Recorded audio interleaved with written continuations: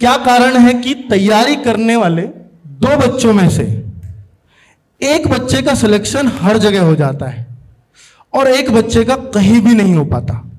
ये क्या कारण होता है? होता है ना, आपने देखा होगा ऐसा कि तैयारी कर रहे हैं, एक बच्चा तो हर जगह सेलेक्ट हो रहा है। क्योंकि जो बच्चा सेलेक्ट नहीं हो पाता उसका सबसे बड़ा कारण है कि वो हर बार भर्ती स्पेसिफिक तैयारी करता है।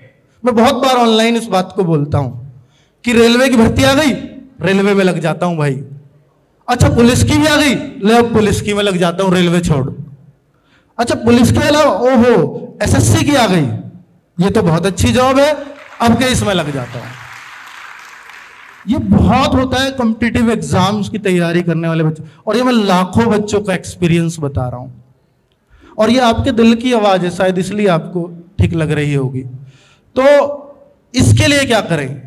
इसके लिए एक तरीका है कि आप कभी भी भर्ती स्पेसिफिक नहीं होंगे, क्योंकि सिर्फ 4 सब्जेक्ट और maximum 5, math, reasoning, GS, English और हिंदी, अगर ये 5 सब्जेक्ट पे आपने पकड़ बना ली, कोई भी स्टेट का एग्जाम नहीं है, कोई भी सेंट्रल का एग्जाम नहीं है जो आपका क्लियर नहीं हो सकता।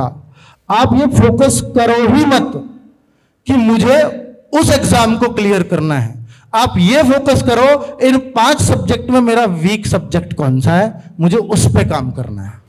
और जब वीक सब्जेक्ट पे अगर काम हुआ, मैं आपके बैकग्राउंड से हूं तो मैं आपकी प्रॉब्लम समझता हूं। कितने बच्चे यहां यूपी बोर्ड से, हाथ खड़ा कर दीजिए। देखिए यूपी बोर्ड की सबसे बड़ी समस्या इंग्लिश तो हो ही नहीं सकती, इंग्लिश तो भूल जाओ, करेंगे तो डर के करेंगे और फिर भी कॉन्फिडेंस नहीं आएगा। इंग्लिश को त्याग दो, मैथ, रीजनिंग, जीएस, हिंदी, ये 4 सब्जेक्ट तो कर सकते हो। इन चारों पे कमांड करके दिखा दीजिए। इन 4 सब्जेक्ट को कमांड करके जो हौसला आपके अंदर आएगा वो इंग्लिश करा देगा आपकी, क्योंकि आपके पास फिर एक ही सब्जेक्ट है और आपको पढ़ने की आदत पड़ गई है 4 सब्जेक्ट, क्योंकि आपने पढ़े 10 घंटे की। और अगर आप 10 घंटे पढ़ रहे हो, सब्जेक्ट एक है, सब्जेक्ट की मजाल है कि वो आपसे ना हो, कभी नहीं हो सकता। हर सब्जेक्ट हो सकता है। मैं भी ये मानता था, मैं यूपी बोर्ड के सरकारी स्कूलों से पढ़ा हुआ हूं, एसएससी सीजीएल में इंग्लिश आती थी, उस टाइम गाइड करने वाले भी कोई लोग नहीं थे, कि मैं इंग्लिश नहीं कर सकता, मैं उतनी अच्छी इंग्लिश नहीं कर पाऊंगा। हालांकि जॉब जो लगी वो सबसे ज्यादा इंग्लिश जिसमें अच्छी चाहिए वो वाली जॉब मिली। उसमें फिर मैंने सोचा कि यार कर नहीं सकता, पर कोशिश करने में क्या जाता है, थोड़ी हिम्मत करता हूं क्योंकि मुझे जॉब चाहिए। तो मैं मैथ्स का टीचर रहा हूं, आपको मालूम होगा, तो मैथ्स से ज्यादा नंबर मेरे इंग्लिश में आ गए, क्योंकि मैंने उसको समय देना शुरू कर दिया। मैंने मैथ्स को साइड किया कि मुझे अब इंग्लिश ही पढ़ना है, और देखता हूं कैसे नहीं आएगा। एक बच्चा मेरे पास आता था कि सर मेरा ये सब्जेक्ट बहुत वीक है, उसने नाम दिया कि सर टाइम एंड वर्क मेरा बहुत वीक है मैथ्स में, इसको कैसे स्ट्रांग करूं? मैंने बोला इसको सबसे ज्यादा पढ़। मैथ्स को कितना टाइम देता? सर 5 घंटे। इस चैप्टर को कितना टाइम दिया? सर थोड़ा कम दिया है बाकी के मुकाबले।